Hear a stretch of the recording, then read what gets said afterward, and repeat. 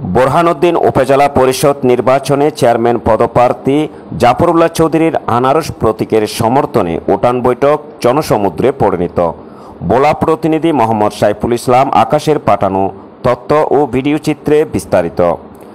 Bowler Borhanuddin উপজেলা পরিষদ নির্বাচনে চেয়ারম্যান পদপ্রার্থী জাফরুল্লাহ চৌধুরীর আনারস প্রতীকের সমর্থনে উঠান বৈঠক জনসমুদ্রে পরিণত হয়েছে।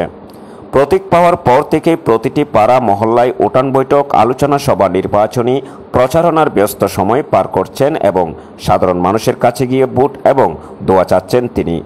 তারই ধারাবাহিকতায় 13 মে সোমবার সন্ধ্যায় বোরহানউদ্দিন উপজেলার পকিয়া ইউনিয়ন ও গঙ্গাপুর ইউনিয়নের উঠান বৈঠক জনসমুদ্রে পরিণত হয়। উঠান বৈঠকে সাধারণ ভোটারদের নানান প্রতিশ্রুতি সহ বর্তমান সরকারের উন্নয়ন কর্মকাণ্ড, আগামী উন্নয়ন ভাবনা ও পরিকল্পনার চিত্র তুলে ধরেন। উপজেলার উন্নতি এবং জনগণের পাশে থেকে সেবা করার লক্ষ্যেই জাফরুল্লাহ চৌধুরী এবার উপজেলা পরিষদ নির্বাচনে চেয়ারম্যান পদে প্রতিদ্বন্দ্বিতা করবেন বলে জানান। বোরহানউদ্দিন উপজেলা উন্নয়নের ধারাবাহিকতা অব্যাহত রাখতে উপজেলা পরিষদ নির্বাচনে চেয়ারম্যান পদে আনারস প্রতীকের উঠান বৈঠক জনসমুদ্রে পরিণত হয়েছে। উপস্থিত সাধারণ ভোটাররা প্রমাণ করেছে আনারসের বিজয় হলে কাঙ্ক্ষিত উন্নয়ন হবে।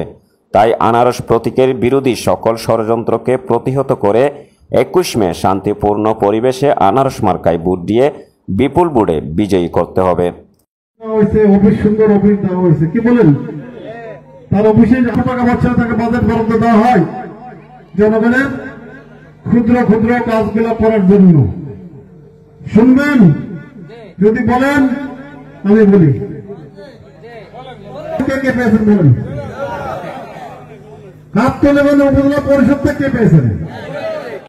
এ সময় আরও বক্তব্য রাখেন বোরহানউদ্দিন পৌরসভার মেয়র ও উপজেলা আওয়ামী লীগের সাধারণ সম্পাদক মোহাম্মদ রফিকুল ইসলাম, বোরহানউদ্দিন উপজেলা আওয়ামী লীগের সিনিয়র সহসভাপতি ও পকিয়া ইউনিয়ন পরিষদের সাবেক চেয়ারম্যান নাগর হাওলাদার, মাধ্যমিক শিক্ষক সমিতির সভাপতি সোহেল হোসেন, গঙ্গাপুর ইউনিয়ন পরিষদের চেয়ারম্যান রেজাউল করিম রিয়াজ, পকিয়া ইউনিয়ন আওয়ামী লীগের সভাপতি আব্দুর রশিদ মাস্টার প্রমুখ।